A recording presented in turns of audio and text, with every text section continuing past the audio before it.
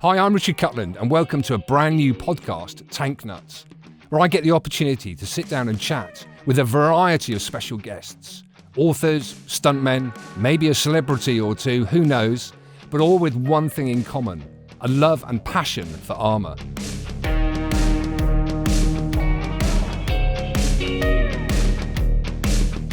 And I'm very pleased today to introduce my friend, author and writer, Mr. Craig Moore. How are you, Craig? I'm fine, thanks, and it's great to be in Paris. I got here a day early and went to the Army Museum and found my first tank in Paris, which is the Renault FT, and found a few other strange things in the museum. Tanks come in all sorts of different sizes, and every day's a school day. I just keep learning new stuff wherever I go.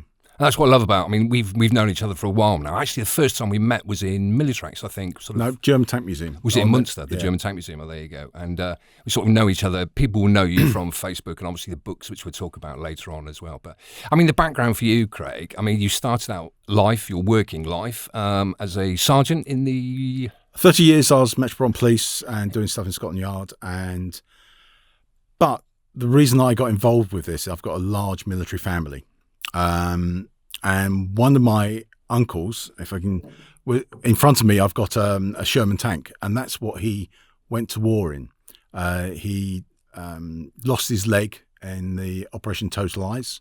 3:30 a.m. outside Crans Mill, where we think a German Panzerfaust took out the side of his tank. He was the only one that got out. The rest of my family, some are Wellington bomber. One's a Wellington bomber rear gunner. Another one went all the way through the desert with the King's Royal Rifles. Going even further back, my great granddad and my granddad were in World War One. I lost my great granddad in the Battle of the Somme, and the other one was in the artillery. My dad's eldest brother, he took after his father, and when World War II happened, he went into the artillery as well. So as a kid, I had all these people who had stories, and at weddings they would come round. Although my uncle lost his leg, had the habit of taking his leg off and chasing the kids around tables, just a bit of a laugh. And when I grew up, there was no internet. We had Action Men, there was the Commando comics, and the big films were out, all the war films, Operation Market Guard, Bridge Too Far, the Battle of the Bulge. So that was the sort of thing that I grew up. And we played wargaming, but not because there's no computers. Little, I think it's 1 to 200 millimeter lead tanks. And we used to have tape measures and dice and play with that. So I've always had this interest. I mean, I recently found a painting that I did of a Panzer IV when I was 12, and it's relatively good. And so I didn't realise that interest has always gone through my life. You say it's obviously quite, between, I mean, age-wise, we're sort of similar as well, but for the choices for me, I mean, like you say, I grew up with, I mean, do you have the Scorpion tank for Action Man and that sort of thing? Yeah, exactly. Yeah. But we grew up that sort of thing, and I suppose, and I said to you, we had dinner together last night, we were talking about, your time in the police force and that, and I said, funnily for me, it was either the army or the police force was a choice. That was the big choices for me. And I said my background, I mean, my father did national service, that's about it. It was my grandfather who probably fed me these stories. He was a prisoner of war out in the desert in the REME, the Royal Electrical Mechanical Engineers. And he was a prisoner of war out there. So I used to love, as a young child, sitting down with my grandfather and hearing these incredible stories. But unfortunately, most of them have gone now, and you'd like to stop and go back and talk to them because you now know roughly what they went through, but there's details that you want to go back and find out. I've been lucky. I've walked the battlefields that he was involved in. He was the 144th Royal Armoured Corps, and from my family history, his senior officer did a book. And it was quite good. So you can then take that book, go to the battlefield and work out where they went. And that was fascinating. I mean, I had no idea why they landed at Arromanches about 2 weeks after D-Day, why they didn't send them near Caen. They sent them away off to this wood. My French is not good. Bois de Bougie, and the British call it the Wood of Bogies, but that's normal squaddies. I thought, what the hell were they there for nearly a week? But then when you go there, you then find out it's on a hill overlooking the valley. in a wood, so the tanks would have been harboured underneath this wood, out of sight, but they would have been able to have stopped a flanking move of the Germans coming up. It's not visible when you're looking at a map. When you go there, and I then, as coming up to that wood, there was a plaque on the field coming behind, and it was an American Air Force base. So therefore they were protecting that, which isn't on the maps, and they were securing the flank. And so you have to go to these locations to get a proper perspective. One of the other things I said, my tank was hit, and the commanding officer said, we thought it might have been friendly fire from one of the Canadians. Now, I don't know whether you know about Operation Totalize, but it was the big push out of Caen. This part of the battle, the operations beforehand were very problematic because unlike the Bocage country, which had the hedges which kept things safe from vision, the big fields around Caen, ideal for the 88mm guns, the 75mm guns of the Germans hidden on ridges, and they had better range than the Allies' 75-pounder guns. So they decided, right, we're getting crippled, lots of our tanks are getting taken out, we'll do a night attack. And that's what happened outside Caen. There's a main road going down to Falaise. The Canadians were on the right, and the British and the Polish were on the left. And the commanding officer thought that one of the Canadian shells must have thought we were the bad. His regiment was the bad guys and sent a shell over. I went to exactly where the harbour was at Cransmill, and when you go there, you suddenly realise that could never have happened, because I tried to find the road. The road is on a ridge, so if a Canadian shell was coming over, it would have to fly over the road, over a hill, and come down. It wouldn't have happened because at that close quarters, it would have gone straight over. But when you're there, there's a wood next door, and it's an old wood, and it's ideal hiding country for a German infantry soldier with a handheld anti-tank weapon.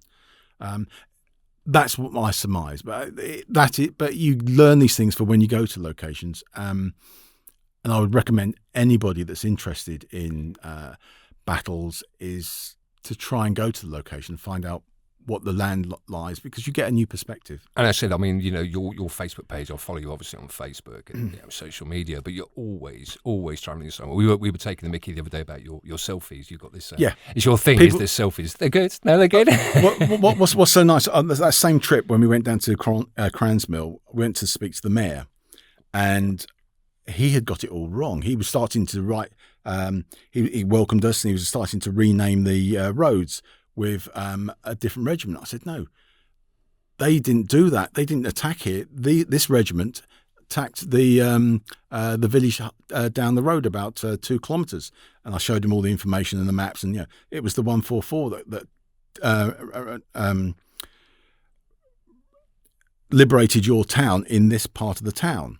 And he then took us to his house, which was on that section. And he didn't realise that his house was liberated by my uncle's regiment, and he because I live in London, I can see all the damage in London with the Blitz and the shell damage from bombs.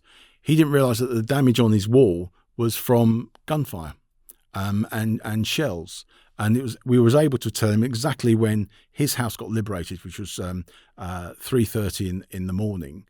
When the Scottish infantry came through and liberated his town. So he's very pleased. But then he told us where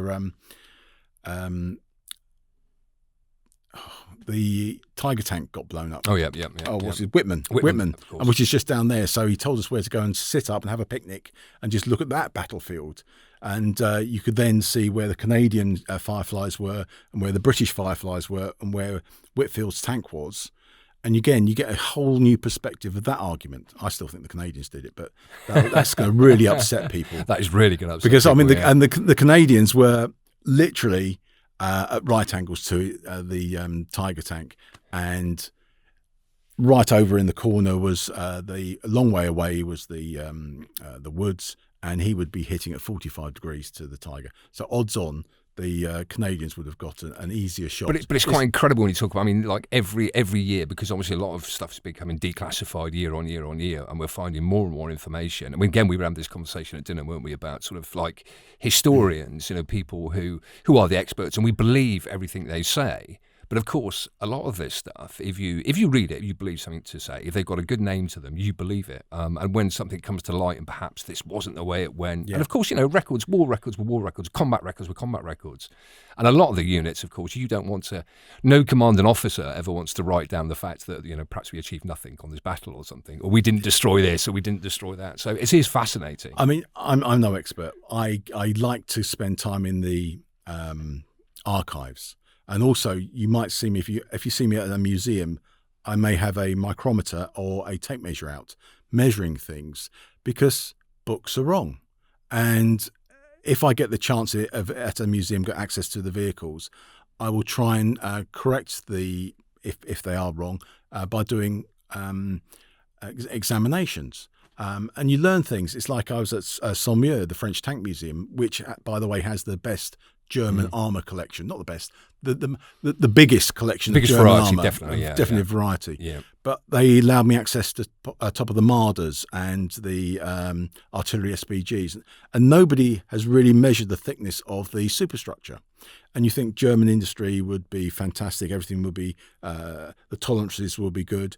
But I was finding on, say, for example, a piece of armour which was only be 11 millimetres. Some of it was 10.5, some of it was 11.5. I didn't realise that there was such a fluctuation on the armour. That was all new to me.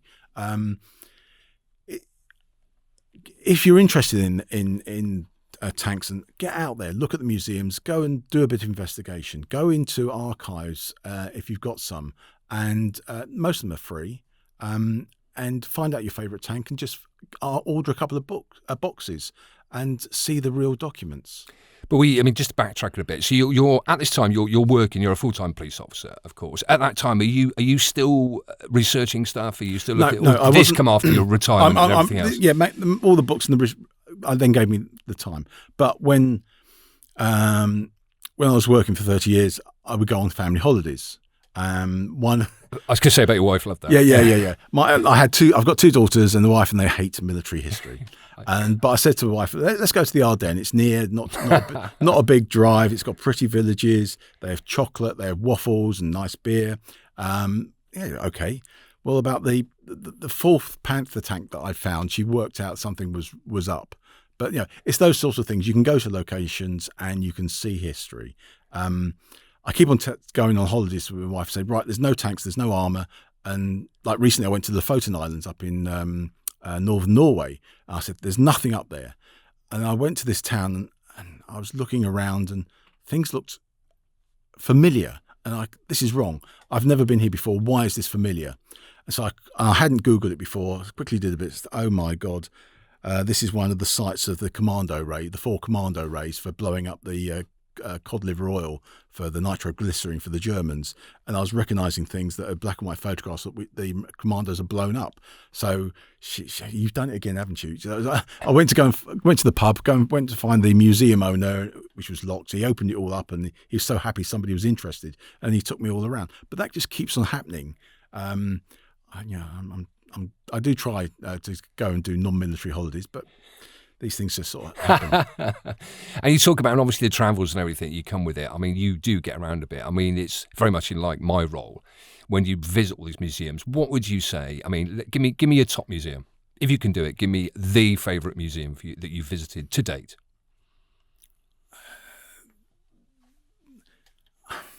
They've all got different things, but the most expansive museum is Saumur. Oh, okay. It's got a lot of that. I also, for new information, new stuff, is the Parola Museum in Finland. It's only an hour's drive north up from Helsinki, but that stimulated me to go and find more. They started off the First War, the Winter War, with a couple of tanks, Renault FTs, but they weren't actually used as tanks. They were used as bringing the wrecks off the battlefield. And it's their story about the 3 different wars they went through and how they then used Soviet armour and then German armour and how they deployed them. So that was an education for me. So, as a man who's visited all these museums, and I personally get asked this an awful lot, what do you see the future of our museums? I mean, we see it certainly in the UK that numbers are decreasing. I mean, it's a fact. Numbers are decreasing in certain museums around the UK. What's the magic recipe, would you say personally, to increase people's visibility, to make them more appealing? Museums need a reason to come back. Recently in London, they've had the Imperial War Museum makeover and the National Army Museum makeover. And lots of die-hard tank enthusiasts don't like what's happened. But they are realists. They've got to survive by numbers coming in. They've got to get money in. For example, the National Army Museum has a soft play area, military-themed, but people are paying £4 an hour to bring their kids there. That means the local mums and the nannies are coming there with the kids on a rainy day, but not only are they paying for that money, they're also paying for the cups of coffee. That is income for the museum. And the London museums are free, so obviously they need more income. But other museums can do that as well. Most of the places are behind the closed doors. You can't do anything unless you pay your entrance fee. Places like the National Trust and other people realise that what you do is you put the entrance fee back. So people will come daily to a museum, provide income. So you have the cafe, you have a little shop, you have the children's area, the play area. So that will bring the local people in and it'll bring an income in. And then if the guys want to go to the museum or the families want to go to the museum, they then pay for the ticket. But otherwise, it'll be a destination. You've got to make these places a destination to go. And unfortunately, a lot of them are in the middle of nowhere with hard transportation places. Bovington is a long, long way away. But because of what Bovington is, people will make the effort to get down there. But smaller museums like the Norfolk Tank Museum and Makeover, they and Tim Isaac's one up in North Devon, they're all very, very good museums, but they're very hard to find unless you're on holiday up there, and people don't know about them. So what I try to do, because I don't want museums to close. I mean, going back a little bit, Cat's Museum in Normandy, wonderful museum, excellent location on an old airfield, and it had the main tourist motorway going past, and there were tanks outside, and people would see that it looked like a good museum. Mm-hmm. It closed because my understanding is the people built it, but they didn't promote it. And they didn't go and stop the coach drivers at different locations, say, "Oh, bring your people to my place and we'll give you a little commission." Or most places do that. Or to get people into their area. I don't want these places, they put a lot of work in there. I don't want them to close up. So what I try and do is help the museums if I can. But don't you think, the whole aspect, I remember when we were younger, the whole thing about the museums were, let's face it, as children, I used to hate, kicking and screaming when we go to a museum because it was all very much, you can't touch anything, you can't, there's barrier, there's vehicle or something. I used to love seeing the tanks. And I actually grew up quite close to the Tank Museum in Bovington.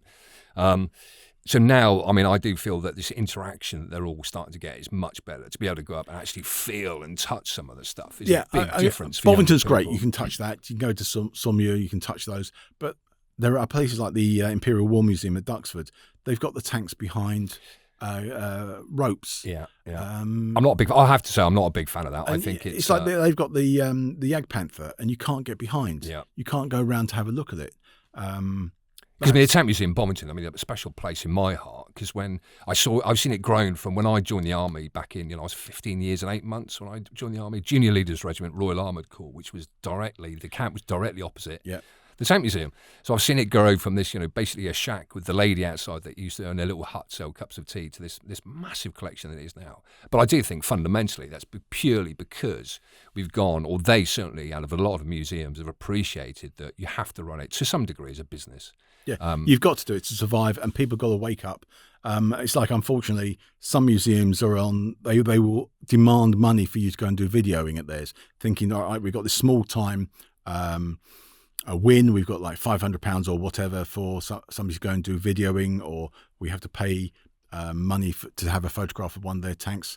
They don't realise that the influencers, the celebrities, are giving free advertising to a bigger audience, and they've got to wake up because all the modern social media people that are interested in armour, they will get to know about the museums from that and go and get their visitors there. Which I always used it. I mean, my son was his when he was younger. The thing he hated was history, and I was so frustrated because my love for history, serving on tanks and all the rest of it, and I just could not get him interested. But then one day I took him down to Bovington.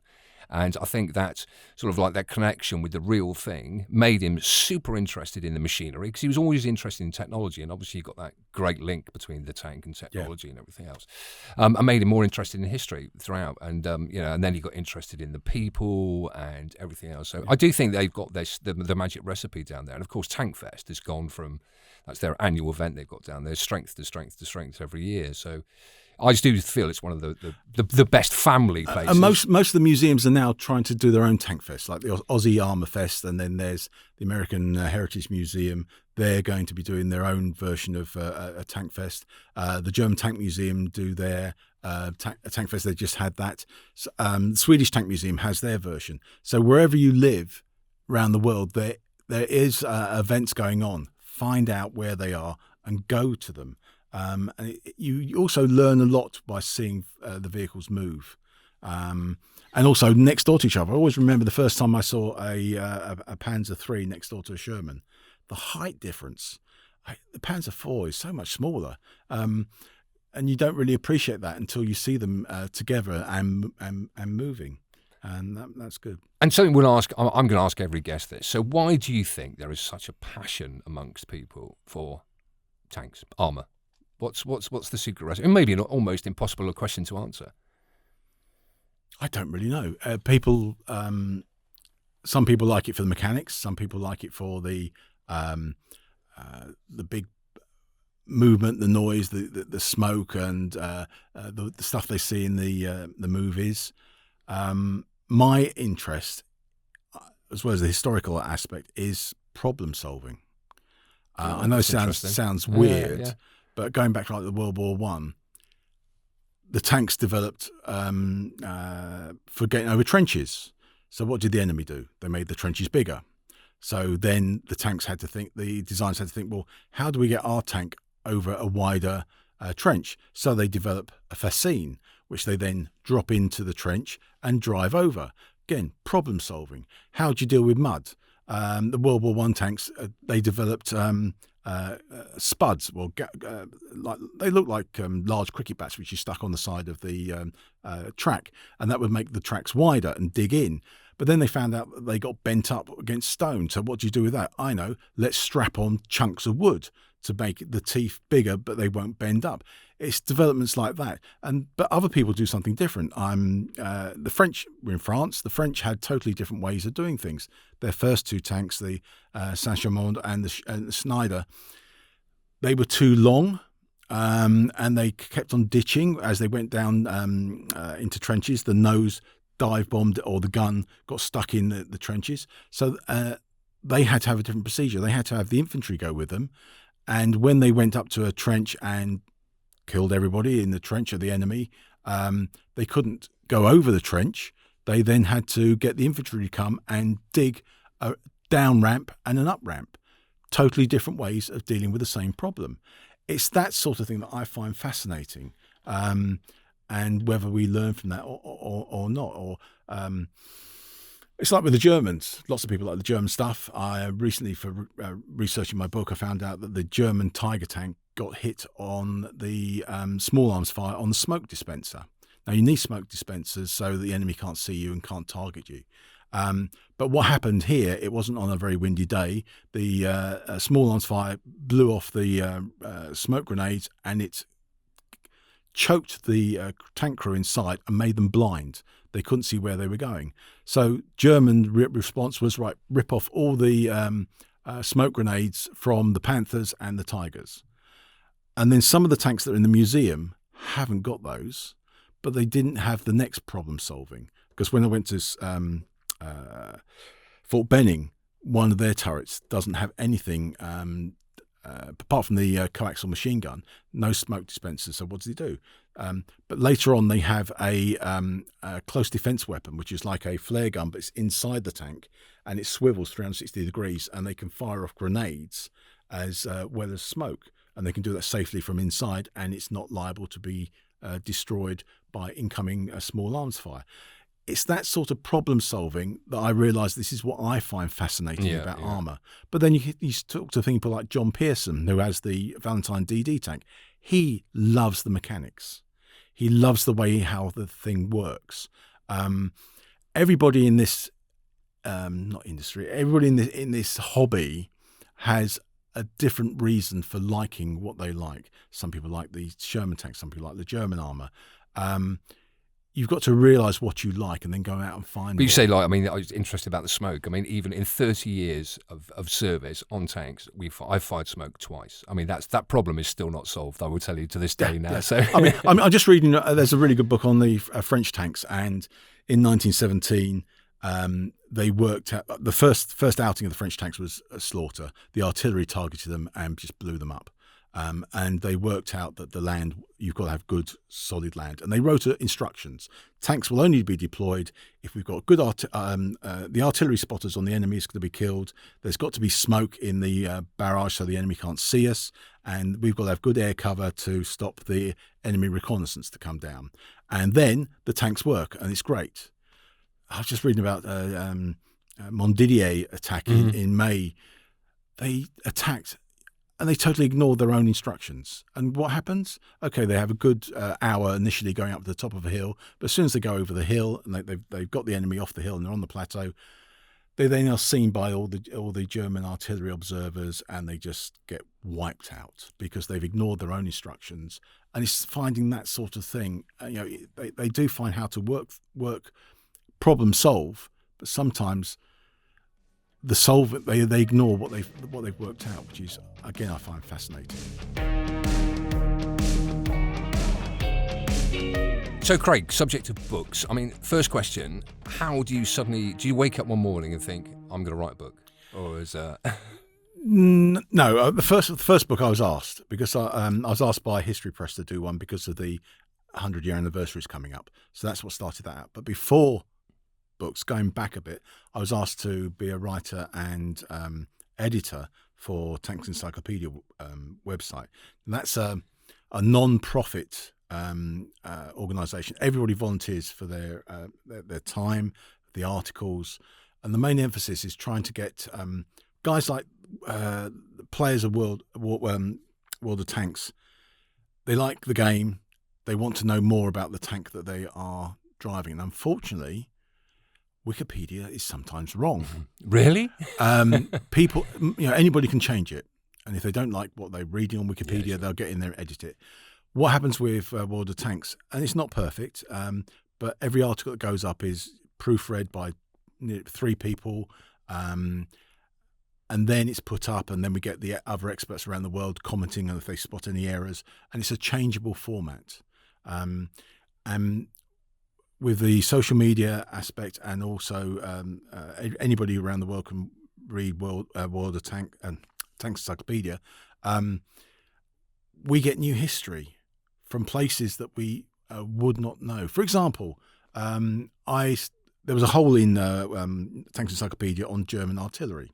So I decided, right, I will do the articles and research because on the German artillery, mainly because my grandfather was in the artillery, British artillery, and my uncle was in the artillery in the Second World War. So I thought, right, I'll give that a go. And it's a subject I didn't know about. I didn't know how artillery guns worked. So it was an impulse for me to learn. I didn't know that an artillery gun used 2-part ammunition. What? They put the high explosive shell in first, and then they have a cased tube which they fill with silk bags. And the longer range, they put more bags with more explosive propellant in. That was new to me, so that made me do more research and understand it. What we like to do in Tanks Encyclopedia is try and get the complicated documents that you find in archives or you find in some of the more in-depth books, not dumb it down, make it readable. And that's the idea is, the guys that are doing World of Tanks, they want to find more And this is a readable format, and hopefully we get it right. And if we haven't got it right and one of the experts tells us, we can then change it, or we find new information. One of the new bits of information that we found was on something called a Hummel Vesp. What happened is they built a load of Hummel chassis, but they didn't have the 15-centimetre guns to go in them. So they looked around and they had a store of 105mm guns, the ones that would normally been put on the Vesp. So they stuck it on the top. But there was only one photograph of that known, and that was post-war with a child on it. There were documents which Hilary Doyle and his colleagues found in the Bundesarchives, the German archives, but it wasn't really specific. Out of the blue, a contact I've got in Czechoslovakia, Patrick Chris, I think that's how I pronounce his name, he says, Craig, I have something on that. I go to the Czech Republic archives. I can't speak Czech. So off he goes, and he finds a list of all the vehicles that the now communist government has took from the Germans and put part of their inventory. And it lists 12 Hummel Vesps and the chassis numbers of all these vehicles. So we've got documentary evidence that there were 12. Fantastic. New history. And they actually used 8 and they used the other 4 as spare parts. We still don't know what happened to them, probably scrapped, or they may be in a lockup somewhere in Czech Republic. We don't know. But it's nice getting that sort of information. But don't you find some of the, I mean, like we had a lot of work at one stage about French tanks. It was all the subjects was French tanks. Find out everything you can about French tanks. So obviously the point of contact for us was we went to the French archives, which is, and I don't know if you've ever had any interaction with the French archives, but it is absolutely, I mean, the place is the size of a football pitch with just locker upon locker upon locker. And the problems we had, I mean, you could easily spend, and I'm no underestimation, probably a year of your life looking through these archives for stuff, which was, there was no particular rhyme or reason to anything. It wasn't particularly in any order. Fascinating, but of course as well, we also had the point of fact that we had to hire people who were obviously French speakers and understand this sort of stuff. But it wasn't just the French speakers. You have to get people who not only speak the language, but also got some sort of technical knowledge to understand what they're referring to. And that's what's lovely is one of the young guys, I try to encourage people to get interested in the subject, young players who want to know more. For example, there's a French guy called Alexis Dürr. He started off on Facebook as Panzer Alex. He was only 16 and he was going around Europe to tank fests, to different meetings. But off his own back, he would travel 6 hours by coach to the French archives. And he was finding new stuff. He was finding new stuff on the AMX-12 and new documentation on the Renault FT. Fantastic. He's only 16. If you're interested in this thing, in this subject, go and find the archives. Go digging in your archives in your country. I mean, I don't read French very well. I don't read German very well. So I've said to him, don't go there. Other people can do that. I'm going to stick with the British archives. And there's loads of people that don't go digging in those. I found so much there. Archives like a library, you've got to be quiet. And sometimes, well, quite a lot, you find, not gold, you find new history or things that you don't expect. For example, for part of my Tank Hunter World War I book, I was looking at, I asked for the private letters for one of the commanding officers. And I was expecting a small file to arrive at the Imperial War Museum archives. I get to my desk and there are 3 huge boxes. What the hell is this? And I opened them up, and what this commanding officer did was took his tank commander's after-battle reports and he kept them. And the family, at the when he died, gave them to the Imperial War Museum. And I was going, oh my God, look at this, look at this. Wow, look what I found. It was really exciting. And what these documents were A4-sided, well, with a foolscap. The front would be the tank with the chassis, the hull number, the detail, the crew, and orders. You open it up, it would then have the report of what they did. Unfortunately, it's all handwritten, so it's a bit hard. And at the back, there would be casualty lists and also suggestions. As a police riot van commander, I had to fill those up after every ceremonial incident or football incident. The similarity was really, really strange. They started this in 100 years ago as World War I tank commanders. But that will be a book when I can get round to trying to transcribe all this handwriting. Some of them are harrowing. One guy survived. You read these and go, you have to step away for a little bit because the description is quite blunt.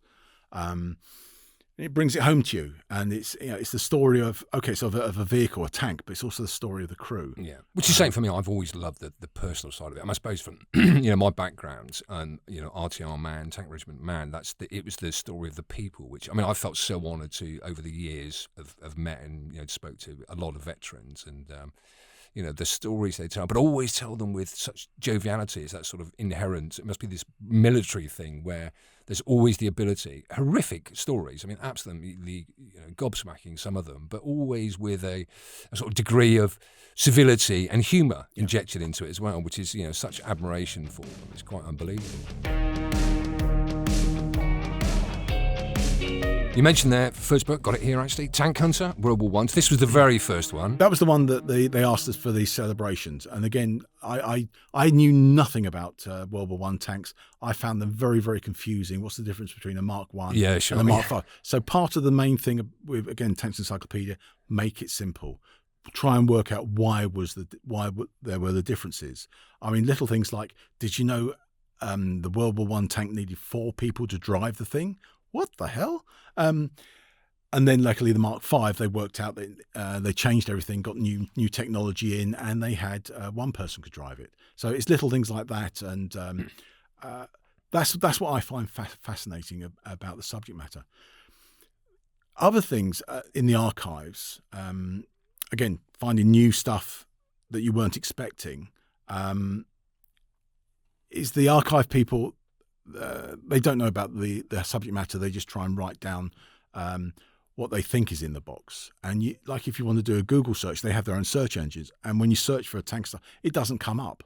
You have to really think outside the box of how would this subject matter be labelled. I was sent up to the Science Museum to help a friend in America look for some information on one of the early pioneers of tanks. I got all that information. I had 24 things I needed to find. I found those. But then the lady brought in a great big plan drawer. What's this? I opened it up, and it was a full blueprint of something called Vanguard. And I didn't realize. People have been searching for this thing for ages. It was the last ever Valentine version. It was in the Science Museum. Why wasn't this in the Tank Museum? And again, you go to places and you find unusual things where they shouldn't be. I went to University College London, again looking for some World War I things, and I asked the lady, is there any other boxes you've got under this guy's name? And because he worked on vehicles in World War I, he carried on in World War II. And she brought out this box, and it was marked up, documents relating to the meeting of the SVP committee. Very boring. If you tried to search for a tank, that would never come up. I opened up the box, and it's one of those moments, oh my gosh! There was unpublished documents on the TOG 1 and the TOG 2, and a totally unknown tank called an amphibious tank, because it's been labelled up wrong by an archivist who thought, well, there's documents for a committee, aren't they?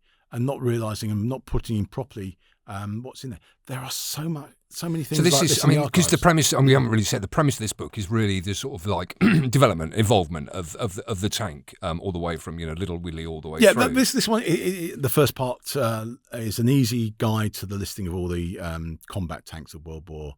So how do you make that? I mean, there are, there's a fair few books on the market about development of the tank and blah blah blah. So how do you, as an author, sort of think I'm going to put my own stamp on this? Is it purely looking for the new information? New information if you got it, or just make it in a readable format with nice illustrations and any new information that's come out, and trying to explain things like, for example.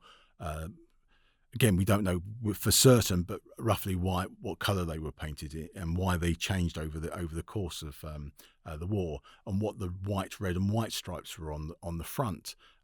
That, by the way, is they were 18th of April, I believe. an order went out, all the tanks have got to be painted this, because the Germans are now using captured British tanks, and they've got their own 20 Sturmpanzerwagen A7Vs. They're appearing on the battlefield, so we need to identify them as ours rather than German captured tanks. So you can date roughly when the photograph was taken, before or after. But what I then found out is it's the combined arms aspect of the war. Why did Cambrai, which was the big push, initially succeed so well? God bless the RTR. I have to get that in, by the way. But it's trying to get people away from, this is the tank won the war. No, it didn't. It helped the infantry win the war. Yeah. And it helped other arms units help them. It cut down on the mass loss of life. Yeah, it did a lot. It helped them, and because the tank can't really hold land.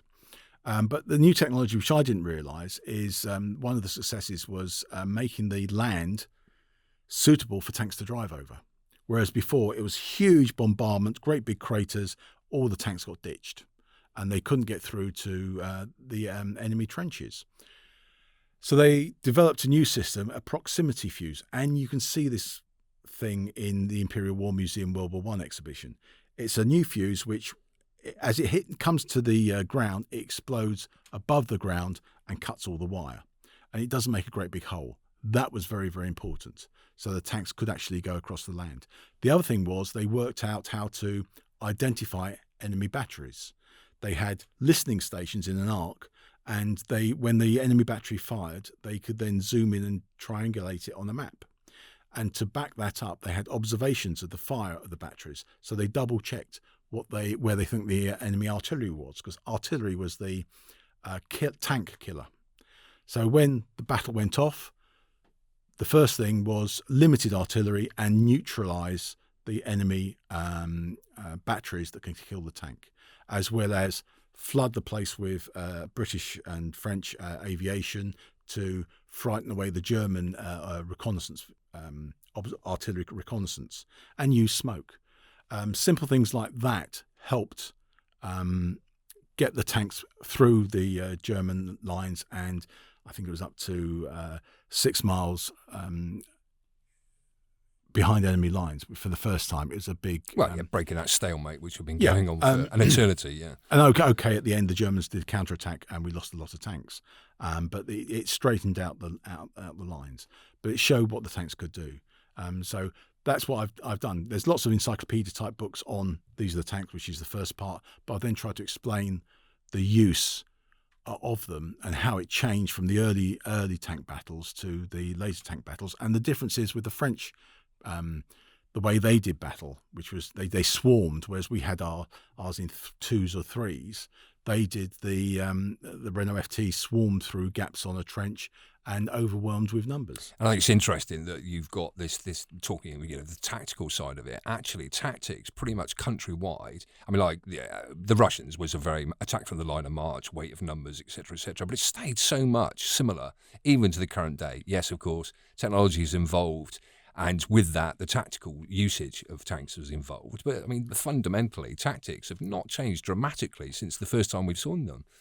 But I thought like that. And then I got an education when I went to the Finnish Tank Museum, and the director, Timo, he said, because after the war, we sold them our charioteers, which was the tank with the long-range gun, and also our Comet tanks. I, in my ignorance, thought, okay, the Comet tanks, fast, reliable, got a good gun, would be the main battle tank for the Finnish army. Wrong. No, yeah. They were driving school vehicles, because they were never going to attack Russia. They did not put in the Cold War. That what they wanted is to have their vehicles stuck in the woods, looking at the border. So if Russia ever invaded Finland, they could hopefully knock them out, change location to another location, and fire again. That was their tactics, which was totally different to a British or an American or German Cold War type tactics. So again, every day you well, learn I don't know. I mean, something because new. even my service was that Cold War-ish period, but with Chieftain, obviously, the very first tank that I served on, very much our tactics were we used to crash out on a regular basis. From majority of the regiments were based in Germany. It was that supposed threat from the Russians, and we used to put out into pre-designated fire positions, and it was a static gun emplacement with the Chieftain. That was the thing, and quite very similar. That was it. We were going to do. Chieftain really was seen as a bit of a mobile gun platform, whereas of course now with the advent, Challenger 1, especially Challenger 2, you've got this now mobility as well, much greater mobility, and the reliability that goes with it, because obviously Chieftain was renowned as not a very particularly reliable vehicle, so that sort of changed it. But but fundamentally, I mean, tactics-wise, it's always been very similar, very, very similar. And there are so many things to keep learning in this subject. You can just keep on reading books and you learn all the time. People say they're an expert in tanks. They're not. Oh, I totally agree. I totally agree, yeah. Like we say, every day you learn something new about it. Yeah, they know. I mean, those that follow my Facebook feed, if you don't, please just send me a friend's request. And Craig Moore, I'm the one with me coming out of the tank hatch. I put up loads of things. Sometimes I will put up a question that I know the answer to, but it's to stimulate a conversation. And every now and again, you get new information, which is a bonus. It's good to chat about these things because people come in different levels of knowledge. I see a lot of things like definition of a tank. Well, a tank, people have arguments about it. A tank is an armoured vehicle, tracked armoured vehicle with a machine gun. And that's what the first one was. The actual word tank comes from the Indian, which is a water reservoir, mainly for the paddy fields or the rice fields or for actual water. And we used it not to fool the Germans by seeing something visual. It was for code. We wanted to be able to send communication about supplies of stuff over open communication sources. And if it got intercepted, they would... So they got some sort of water tank coming our way. That's what it was originally designed for. So even a tankette, which was a new word, is a tank. It was armoured and it has a machine gun. The Renault UE is not a tank. It's a armoured logistics vehicle because it doesn't have a machine gun, although it's tracked and it's armoured. But then you set a machine gun on it, it's then technically falls within the definition. One of the things that really annoys you, though, when you see people refer to it, it does make a tank, and it's clearly not a tank. But there you go. It's just the puritists. It's puritists. And, okay, fine, you can have your definition of a tank, but going back historically, it was a tracked armored vehicle with a machine gun, and that's what the tank was. And things change as you go along, but it's good for these conversations. And absolutely. Talk about. Hetzer. Should we talk about Hetzer? No, must we? No. But again, new stuff has come recently. Last year, we found documentation during the war where that term was used in a wartime document, whereas before everybody said it didn't exist. Again, being the international thing of social media, my colleague on Encyclopedia, Lucian Stan, he went down to the archives in Romania, and it documents in Romanian the visit of two German senior officers to look at their tank destroyer, which looks very, very similar. It begins with an M. I've forgotten what it is. And they recorded that they said that would make a good Hetzer, and then other people believe that the term Hetzer is a class of vehicle. It is there to lay an ambush, and it will bait them, or it will fire and then disappear. Because that was, Hetzer was. I made the fatal mistake once of on a social media channel of saying about Hetzer and saying it means chaser or something. Beta or whatever. Yeah, beta or it's whatever. Not a chaser. Oh my word! It was a whole can of worms. It is a great big can of worms. But what's lovely is now there's new documentation of it actually being used on a wartime German strength report. And there's even going back further that the Germans were using it even before this thing was built as a term for a type of vehicle. It's history books can get rewritten. Absolutely, because new documents are found all the time. Yeah, of course. How long did as a non-author, of course? How long would you say that it took you to produce this? That one was 6 months. Which to me seems super quick. Yeah, because some of the stuff I've already redone for Tanks Encyclopedia. Oh, okay. You always, you finish your book and you always say, oh, God, new stuff comes along, you want to change it. That's the beauty of a website. You can change it when new stuff comes along. I've just been asked by the publisher, look, Craig, can you do German stuff? Because German books sell. Yeah, I've got loads of British and Allied armour things that I want to do, but the publisher says, please, can we have some German things? And I did not want to do another Panther book or yet another Tiger book. But then, again, you stumble across things in the archives. I found out that the British Army and the government needed to know how to kill this new threat, the thing called the Panther. They captured some, they were given some by the Soviets, and they tested them down at Shrubiness and in Chertsey. And I found these reports. I thought, okay, that's not published. Let's make a book on that. And it's more themed using British scientific reports. What did the British government know at the time, not after the war, but at the time, and how did they communicate that to the troops going to D-Day and post D-Day? What's the best way of knocking these vehicles out? I finished the How to Kill a Panther Tank, and hopefully it'll be published before Christmas or maybe afterwards. Not the Panther Tank, and then I'm 50% through the Tiger Tank one. I'm learning an awful lot. And sometimes when you archives and you're doing more research, you find something and the hairs go up on the back of your neck. For example, I got a load of intercepts, which is the Enigma intercepts of conversations going between the different German units. Yeah. And Churchill received these summary of all these intercepts every morning, and you can get access to this. So if you're ever near Kew, it's wonderful to just read these things. And I was looking at this bit of document in my hand. I suddenly realised what I was looking at. Before I go on, you've all seen James Bond, and you've got M and Q. Well, the chief of the Imperial General Staff was C, and he used green pen, Alan Brooks, and he would sign everything in green pen and C. Churchill would sign everything in red. And this was an intercept that came along, and it talked of Tiger Tank movement. And then in red, he said, C, what is this?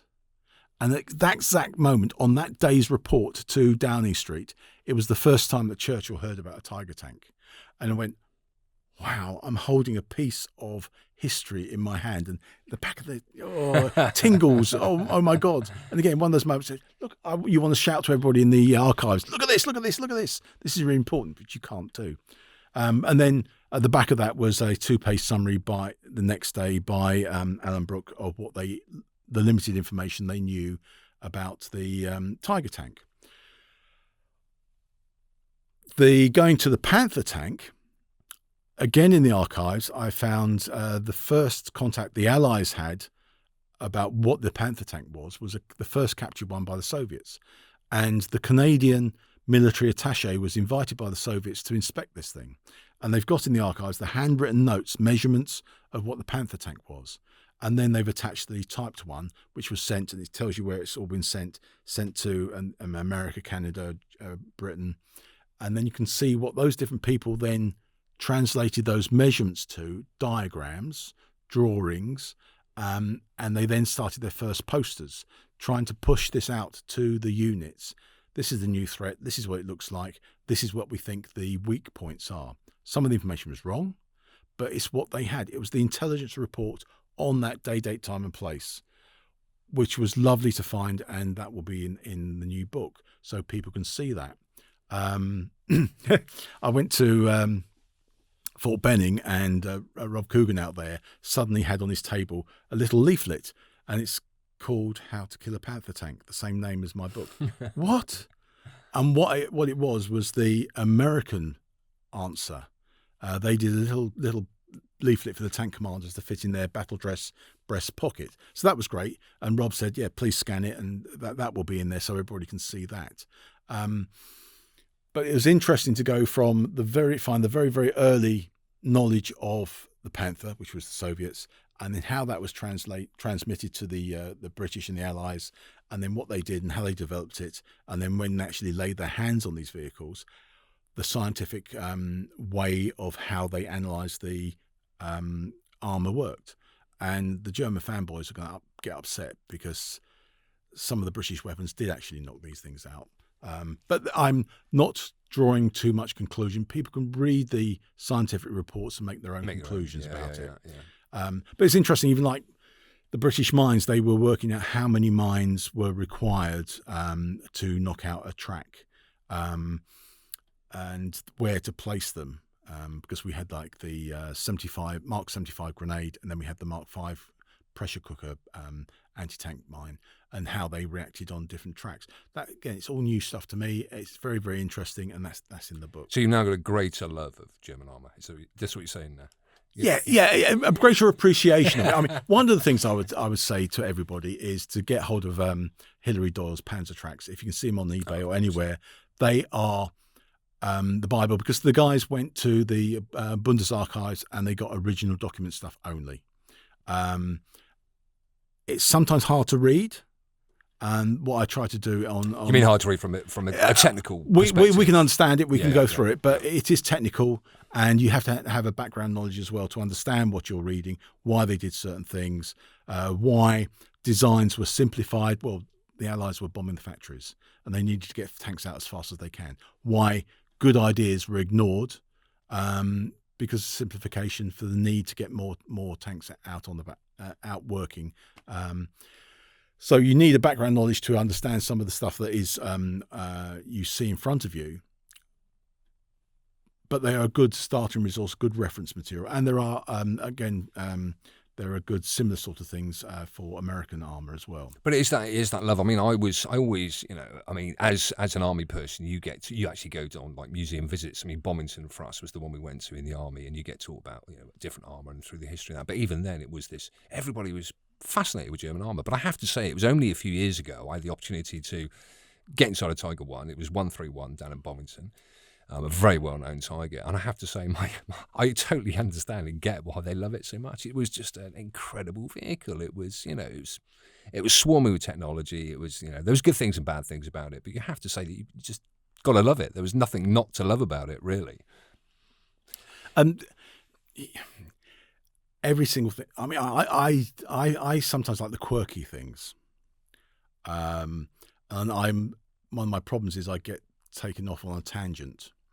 The Sherman is lovely. My uncle's in there, but it doesn't really do anything for me. Unlike other people, Sherman's this, they love it. Yeah, and I should be, because I know that was my uncle's tank. But then suddenly I read the Guards Armoured, or the Armoured Guards book. Yeah. And one of the chapters talks about putting Typhoon 60-pound rocket projectiles on the side of the turret. They did what? That got me going. I had to go on tangent, stop everything. I've got to find out about this. And then you have to, again, work out why they did it, where they got the idea from. The Canadians had it on one of their armoured cars. It didn't work very well. It wasn't accurate. And people see rockets on the side. And unlike modern Cold War stuff, that's an anti-tank vehicle. This had nothing to do about knocking out tanks, and people don't realise that. You have to put it in the context of the period that they were fighting battles. What the Guards were finding going through Belgium and Holland was that the enemy were blockading the roads, and a 75-pounder HE shell was not damaging the wasn't clearing the blockade. So the guys were going past the RAF stations, and they said, can we have a couple? Oh, yeah, no problem. And they started playing around with strapping them to the side. And they would, I think it's like 600. One would be up at a certain angle at 600, where it would fire, it would be 600 yards, and another one would be 800 yards. And they would be fired from inside, a wire from inside the turret.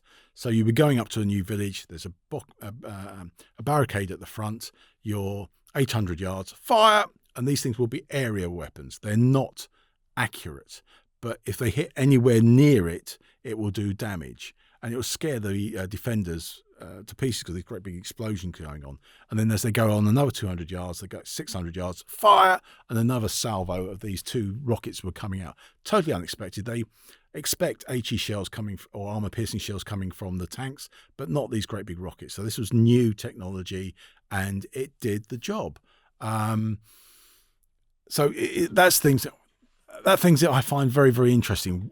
Problems and what the solutions were to overcome them. So a question I was asked to ask you, it's from a friend who's in the process of writing a book, but the very first book as well, and he is panicking about how well it will be received from the. Did it ever cross your mind, especially I suppose when it gets to the day where publishers are like, there you go, here it is, ready to go out, Craig? Did you think, I'm really worried about You have to have a thick skin, because there will be always people that hate it, and there will be other people that will rip it to pieces, but there'll be an audience there. I mean, I was a good book that sells will be about 2,000 copies. This year it sold 4,300. Wow. I didn't expect that. You don't get rich from writing books because the commission rates are very, very poor. Unless it's Harry Potter. Potter. But you do it there's a reference book out there. People will find it interesting. Yeah. And also, you can do it to help people. You can bring awareness to different museums. Like I in the books, I try to always put down where you can go and find surviving examples of this. Thanks to Pierre Olivier, who does the Surviving Panzer list. He's collated all those. That's a very good resource. And I try to include some of his work where you can go and find all these tanks. And also, if I visited them, I'll include photographs on them. And which helps the museums. So your advice to an aspiring author, just have a thick skin. Thick skin, don't read the comments. It's like both of you and I have done the top 5 videos at Bovington. Yeah. You just don't want to read those videos. I mean, on mine, because I'm from London, I speak fast. I'm desperately trying to speak slow. But it's like the tank that I helped dig up, and I'll chat to that about in a minute, the Coventry tank. But sometimes I go, it's Coventry tank. And most of the comments were all about, this guy can't even say that. I had to say, I did look at that one, and there was a lot of comments. A lot of comments on that. Is he pronouncing it right? Is that correct? Covenanter. Oh, yeah. So I'll speak slowly. It's a Covenanter tank. But if I speak in London, hold on a minute, we'll go with you. People go, what? What did he just say? But Londoners speak a little bit fast. But I mean, the girls that do tank work, like Sophie or Rita and stuff, they get lots of negative comments. Why are girls involved in that tank? Yeah, no, sure. But they've both got thick skins. They're happy with what they do. So if you're going to go and do anything on Facebook, on Twitch, or write a book, look at the comments, but don't take them to heart. Yeah, you have to. I mean, I learned pretty quickly. You have to. I mean, let's face it. You're going into that world. You have to expect negativity. That's the fact of life, and it's otherwise. I mean, don't do it. It's like the tank restorers. They get so annoyed with people criticising their restoration from people who don't own a tank, don't restore tanks, and there's all these people being rivet counters picking holes in it. Well, pick holes once you've built your own tank, and then see the problems that you're up against, and be helpful, yes, but don't be negative. One of the things that I really enjoyed getting involved with. I was going to say, let's talk about your involvement in the dig. The dig. It was such a wonderful experience. It's a bit like treasure hunting. I heard that Rick Wedlock who'd already helped restored a Cromwell tank, and he's rescued a few other tanks in his yard. He'd heard that there was still a Covenanter tank chassis. Don't worry, we're all friends here, Craig. It's fine. Chassis buried in a pit in a vineyard, which is now a vineyard. It wasn't then; it was a cow farm, a dairy farm, and it was still there. And he got permission to go and dig it. And I said, "Can we come?" And Ian Wilcox and his son came along, and Francis Pullman. We went there to help as volunteers. And it was such a special day. And Rick was helped with Ian Hughes, who brought his World War II wrecker. And the ability to be able to see a World War II tank being pulled out of a hole by a World War II wrecker was superb. But no, the story of that one was at the end of Dunkirk, the British had built this light cruiser called the Coventry tank. Most people know the Crusader tank, very, very similar. Yeah. Crusader was better. It had a longer chassis. The engine had more capacity for radiators in the back. The Coventry tank design, as David Fletcher said, one of the worst designed tanks going. Yes, it had a lot of mechanical problems. There was not enough room for the radiators. Radiators were put at the front, and they had armour covering. It had all sorts of mechanical problems, which most of them were fixed by Mark IV. But yet they still built 1,700 plus of these tanks, which is a lot for a World War II tank. And it was a very good training tank, because most regiments had them initially until the later version Churchills and the Shermans came over, when the troops then converted to those for D-Day. So it was practical, but everyone says, "Oh yeah, useless tank." But people don't realise that at the fall of France, at Dunkirk, this tank was roughly about 10 miles faster than a Panzer III, which is the main battle tank of the Germans. It had a gun that could outrange the 3.7mm Panzer III gun. It didn't have the 50mm at that time, so it could 800 yards away, it could knock it out. The Panzer III would have to be within 500 yards, and also it could punch through the I think it's 14.5 or 15mm armour of the Panzer III. It had not been upgraded at that time. So when this tank came out of the factory, apart from the engine and mechanical failure, it was reasonable. It could have, if the Germans had invaded England. Sounds a bit like Chieftain. Chieftain, yeah. If the engine worked, it would have had a reasonable chance at that period of time. But again and again and again, people compare tanks out of period. Yeah. They would say, "Oh, the Matilda's no good against the the Tiger tank," or they didn't fight together. You have to compare tanks at that period. Obviously they get outclassed and they come against the new tanks. But you have to think about the time period of when these vehicles were there before you make a statement. Anyway, these tanks, after the regiments swapped them for the newer Churchills, the newer Cromwells, and the Shermans as they came on, they were spare. So they were given to the infantry to do training. Now, the Canadian 3rd Division was headquartered at Headley Court, which is south of London. And the troops were billeted around the area. But they did training in what they call the Mole Gap. It's a valley between two hills on the North Downs. And that's where they did the training, and the tanks were going up and down, and the guys would use them for training on how to stop a tank. And they would have satchel bombs, which is roughly a bag with grenades or mines stuck in them, and the troops would be shown where to shove it and let it explode. So one side of the tank, it was in like a pit, was damaged. The wheels have been damaged, and we think at one point a 2-pounder shell had been fired at it as well. There were 2 of them, and when the Canadians were called off to go down to the south coast and get ready to go for Normandy on D-Day, the engineers that were attached to them buried them. The Canadians are nice chaps. If they left them out there, the farmers' cows could get cut on the rusting metal. So what they did, they just buried it. So the farmer, as soon as the Canadians are gone, could put the cows back out in the meadows. In the 1970s, the landowner had some work done, and the gamekeeper, estate agents, said, "Did you know, chaps, that in the war there's 2 tanks buried down there?" And so the guys that were doing the work asked the landowner, "Oh, could we dig them up?" So I think they dug the 2 tanks up. They found one had the turret on, and they recovered that one. That's the one that has now been restored, as in the Bovington. The other one they saw didn't have a turret, and the wheels were all smashed, and they thought it was junk. So they just put the chalk back in and stamped it all down and went off. We went down there, and Rick had his, he's a builder by trade, and he had his digger, and he got them out.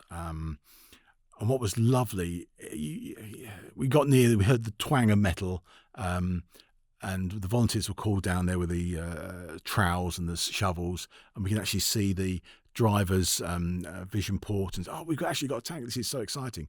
And then we roughly got the rectangular shape. Then the digger came out and dug either side by the tracks. But what we didn't realise is that the other side was intact.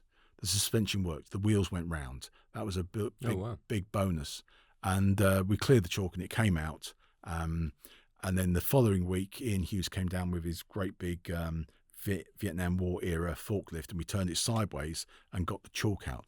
But lots of things were still preserved because it's chalk, it drains.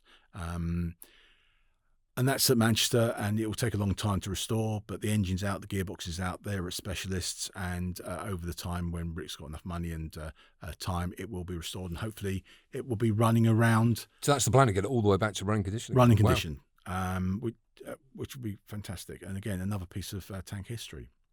Talking about tank history, going back to World War One, for the past year I've been on like a secret project called Project Fast Dog. Okay. I don't know whether you've seen Transformers, The Last Night, or Wonder Woman. Unfortunately, yes. Children, yeah. There's a World War One tank in there, and that was built by Kevin Jepson and Dr. Tony Cook. And it was a movie prop, so it's slightly smaller in length than the original World War One tanks. And now there are 3 good World War One Mark IV replica tanks. So David and Kevin, Tony and Kevin thought, right, do we do a Mark V, because there's no Mark V, but what about doing something different? We'll do a Whippet, hence the Project Fast Dog. So they are using the engine and the track system and modifying it, and are going to be building a Whippet. So hopefully that will be going around the track with the Mark IV replica and the Sturmpanzerwagen A7V around the main arena. And Stefan at the Swedish Tank Museum now has his German version, the 1918 LK2, which looks very similar to a Whippet. If that comes over, wow.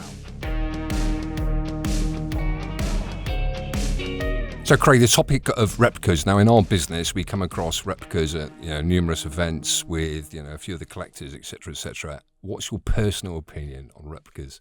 I hate the way that people on social media have a dig at the replicas. Oh, that's a replica, as if it's a waste of space. It's not, shouldn't be there. How dare you bring out a replica? A replica is a tool. It is a product for reenactors. It's so that we can enjoy reenactments of battles. The replica tanks look like the real thing, near enough. Most of the people that go to these shows can't tell the difference. It's only the enthusiasts that, oh my God, the wheels are wrong and that sort of thing. But it helps give the experience and educates the public of what happened in the war. And I'm all for them. And some of the qualities, Harold, Big H, he does a lot of the Stug replicas down in near Gatwick Airport, and I get invited down there, or I invite myself down there to his workshop. The quality of his work is amazing. They use 432s, which is a British Army armoured personnel carrier. He takes everything out, including the engine. So they cut off the top.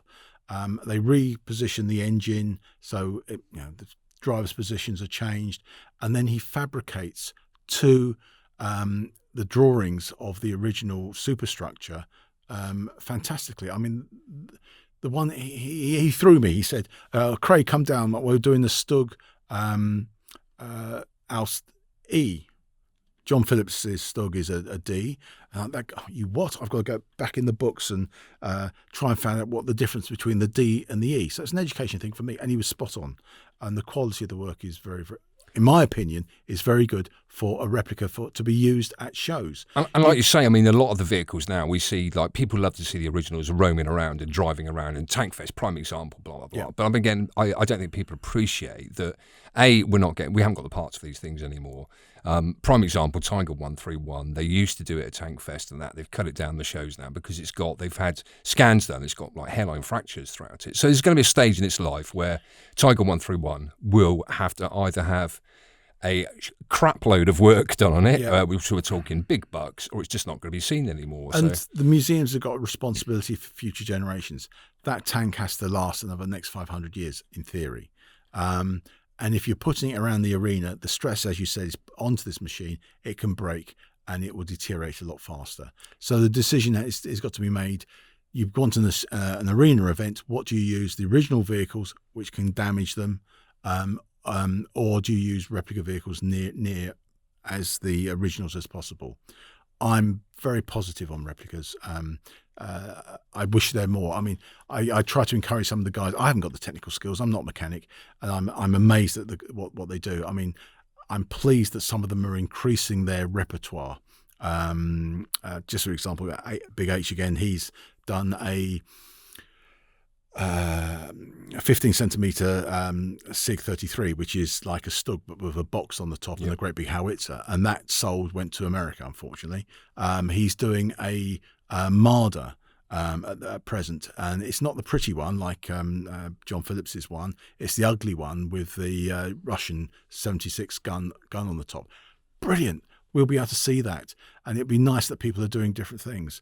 But what about the use in movies? I mean, a prime example, probably Fury was the latest sort of big Hollywood blockbuster where they actually utilised Tiger 131, the real vehicle, in the film. And I have to say, it was, the response from the audience was fantastic. You're actually using a real tank in there. It is lovely to see that, compared with the Battle of the Bulge of when I was a young child. Yeah, I was just thinking exactly about that. Seeing the American tanks come out with the King Tiger tanks. That's wrong, but you got the sense of the battle. There are some very, very good Soviet Russian films at the moment of the Soviet era, and they are using some of the collections from and replicas, and they look very, very good. Unfortunately, they didn't have 12 Panzer IVs, and they were built on a modern vehicle, and they looked like old. Not very good replicas, but it's nice if you can get good replicas, and it gives the experience, the film experience, much better. So if you had let's face it, the money and the technical ability to do it, what would you produce as a replica? What would be your dream replica? I suppose because of my artillery book, I'd have to have one of the. You're going to say a piece of artillery. You don't say a piece of artillery. Self-propelled gun artillery. No way. We're running out of time, Craig, unfortunately, because I feel like I could talk to you all day. But I want to say to everybody, if you get the opportunity, if you haven't already, check out Craig's books. Number 1, Tank Hunter, World War I. Fantastic read, I have to say. Second one, if you're into artillery, I won't comment about artillery. But there you go. German self-propelled artillery guns, the Second World War. And the third one, How to Kill a Panther Tank. That will then be followed by American Panther tanks, which is weird. They didn't have it. It's the ones that are over there. And then eventually How to Kill a Tiger Tank will come out. And then there will be more. There's been more. More's are already being more for more research. More for more in research. Thanks very much, Craig. It's really, really kind of you to take out your time to come and talk to us, and I really appreciate it. Thank you very much.